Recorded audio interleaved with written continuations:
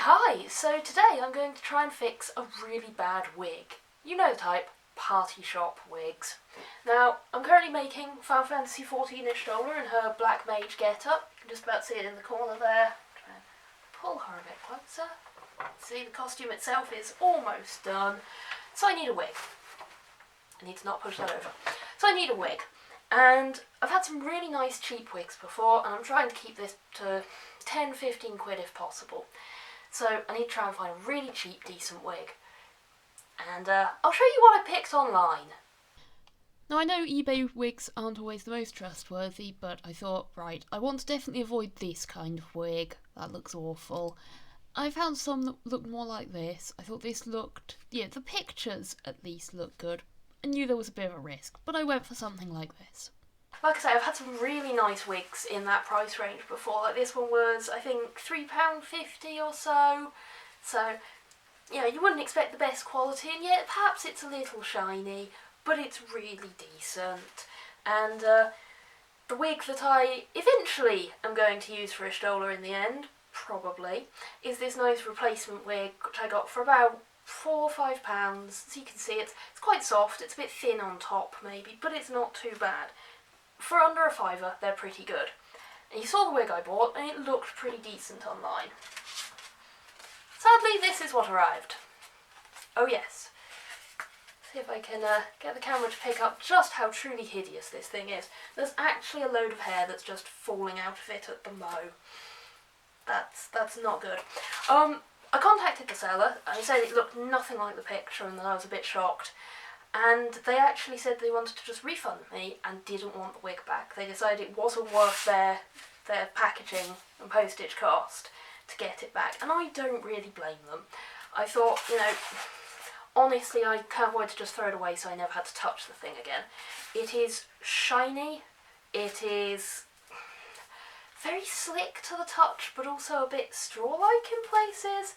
And like I say, it is shedding hair like nobody's business.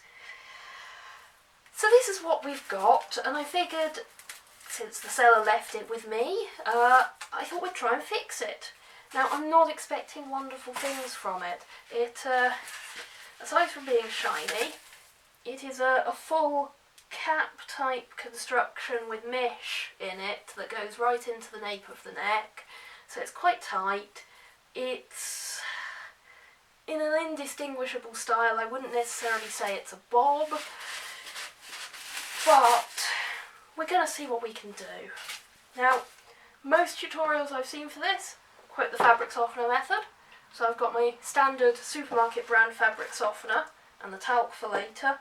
Now I'm suspecting that what does most of the work here is actually the talcum powder, but we're going to try the fabric softener first. Now, I've seen different variations on this. Some say to use it neat, some say to dilute it, and some say different time frames, anywhere from a couple of hours up to 5 days. We're going to go with the slow and steady method. I'm going to use a cap full of this, and then fill it up halfway up with water, nice big washing up bucket. Keep the wig in there for several days, possibly the full 5 days that I've seen, because that is the only time I've seen people attempt this with really horrid party shop wigs. Oh god. Oh god, it feels horrid on my head. Ugh. I think it's tucked in as well.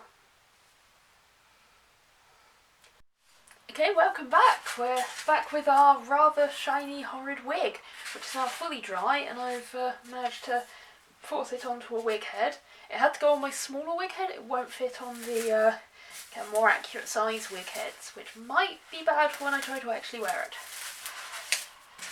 But the first thing we're going to do is just try and brush it a bit to get it under control. It does seem a little less shiny, actually. It does, however, have a noticeable residue still on it because we didn't rinse it out, but I gather you're not meant to. So we're going to see how this goes. Hopefully the talcum powder will deal with that. Oh, now, obviously the first thing I'm noticing with brushing it is just how much hair we're losing again. I'm slightly worried that this might be bald by the time that it's actually done. However, it does seem to be detangling relatively well. Okay, the next step, that I will roll up my sleeves for, is going to be our faithful talcum powder, or baby powder. Hopefully the fabric softener residue will make it stick, and in turn that will make it less sticky. We shall see. Now I have done this with a wig before, but I haven't used anywhere near as much as I'm probably going to use here, because it wasn't as shiny. It did make the wig smell a bit floral, so make sure you're using a talcum powder that you can bear the smell of. We're just going to dump it on and try and brush it through. Oh yeah, we're getting nice clouds of talcum powder everywhere. Yeah, don't use too much at once. Oh.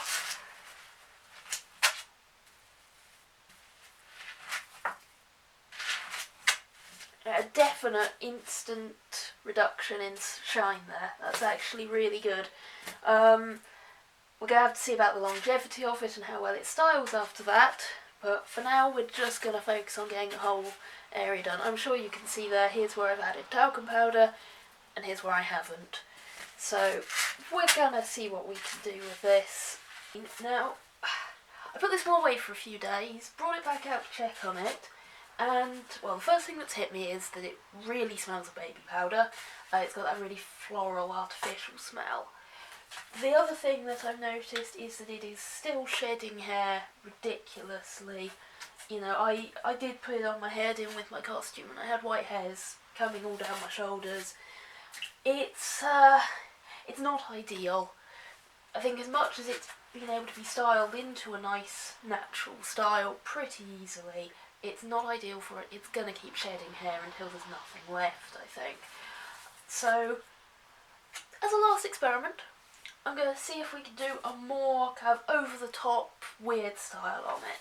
I think on one side we're going to try and do a short curve undercut, a bit like my hair, and then on the other side we're going to go for some spikes, or swirls, or something. See what we can do with this that's a bit unusual. So, I guess you get to watch a time-lapse of me doing that.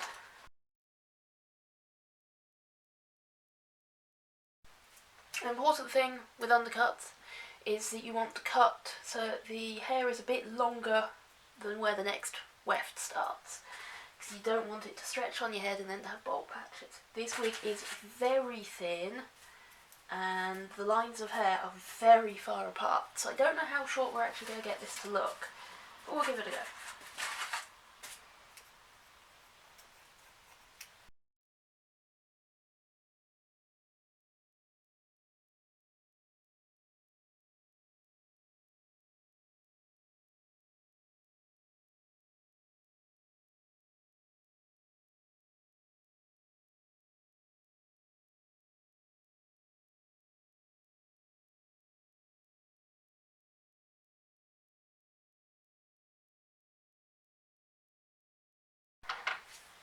Now for spiking, I like to use hairdresser's clips and section out the hair ready for the spikes. And then for each one we'll want to kind of brush backwards to mess it up a bit, spray and heat set with the hairdryer. So I'm a bit worried about how it will take the back brushing, but we'll see.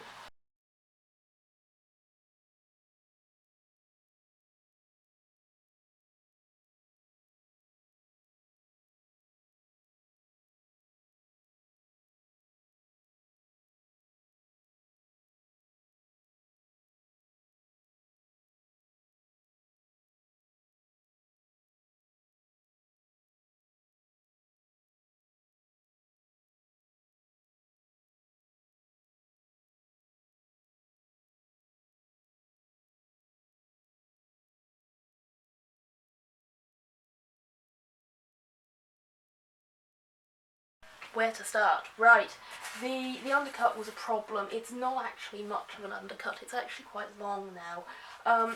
The problem, as you can see here really, is that the wefts are too far apart and they don't have enough hair because the hair keeps falling out. This bit is actually now completely bereft of hair, as is this bit up here. So I've had to keep my cuts quite long, especially when you compare it to something like this. This is a Saiyan from Coscraft, with a couple of extra wefts put in, but the wefts are then only kind of a centimetre apart at most, so the undercut can be quite short. Here instead I'm having to keep it quite long, and in some places I've had to keep it the full length that the wig was, and brush and hairspray it into place over the bald spots. Not ideal. The spikes, they reacted relatively well to the hairspray and hairdryer. It didn't stick as much as a normal wig would. I suspect that might be because of the baby powder, because it did get better over time. Again, as you can probably see in through there is a lack of hair. I've tried to swoop in hair from other areas, but there are some bald spots no matter what I do. And the spikes themselves can't go very big. So this spike here, the biggest one, is actually very flat at the bottom. It's kind of held up just by hairspray. It's not amazing, honestly. I've had to stop so many times to pull the kind of loose hair off my hands because it becomes impossible to work when you've got that much hair stuck to you. Yeah, the bald patches are a nightmare. And I think the more I spray and brush it, the shinier it's getting as the baby powder wears off. And yeah, trying to do anything other than have it straight down here has revealed the net. I'm hoping I'll be able to tuck that up under my ear or something, or above my ear. I mean, I'm pretty pleased with how this has come out. It's definitely a striking style. It's not too messy, although there is a problem that the hairs are tangling a lot more than on a normal wig, and you would normally back brush the hair and then smooth the top over with the brush, but smoothing it over just pulls out a load more hair. So I haven't really been able to do that here to get it super neat. Also, I would normally trim off lots of the flyaways, but in this wig you don't have enough spare hair to actually trim anything off. It's not amazing. If you're going to go for a spiky style, I really suggest going for a proper wig and getting some wefts. It doesn't necessarily have to be the the name brand Coscraft wig with loads of wefts, because I think this was about 40 quid's worth of hair in total. Even one of the cheaper wigs that I've used for other costumes would do with some wefts, but you need that proper wefted base. These cap ones, these mesh cap ones, are no good. I've even had some bits where the wefts are actually just straight ripping out of the wig, and I don't really know what to do there, short of going in with a needle and thread and sewing them back down, but the whole thing is a bit of a mess anyway. Okay, but is it cheating to just put a hat on the bald spot? Okay, so one bit that I often forget until last moment for wigs where it's really short is that I have quite dark sideburns, and so you need a little bit of wig down in front of the ear to hide that. Obviously I've already trimmed that off on this wig, and on this side I've worked it into a spike because there's really not much else, not enough hair to do both on that side. So I always gather my leftover hair, just let it drop on a pad below me. So I am going to make a really quick, simple weft. This is just gluing the hair into a little strip of net, and we're going to try and add that in as some extra just around the ears when that's dry. And here is the finished wig. I've added a couple of sideburns, just a bit longer on this side, a bit shorter on this side to hide my own ones. The spikes are holding up pretty well. Their tips are pretty nice and sharp still. I mean, I haven't worn it a heck of a lot. It's very, very thin on this side. You can probably actually see some quite major holes. So I'm going to try and get some pictures in my steampunk getup, and I think I might wear a hat on this side to hide that. If I'd trimmed it better, it would probably have fewer bald spots. I needed to trim it a lot longer in places because those wefts are so far apart, that far apart.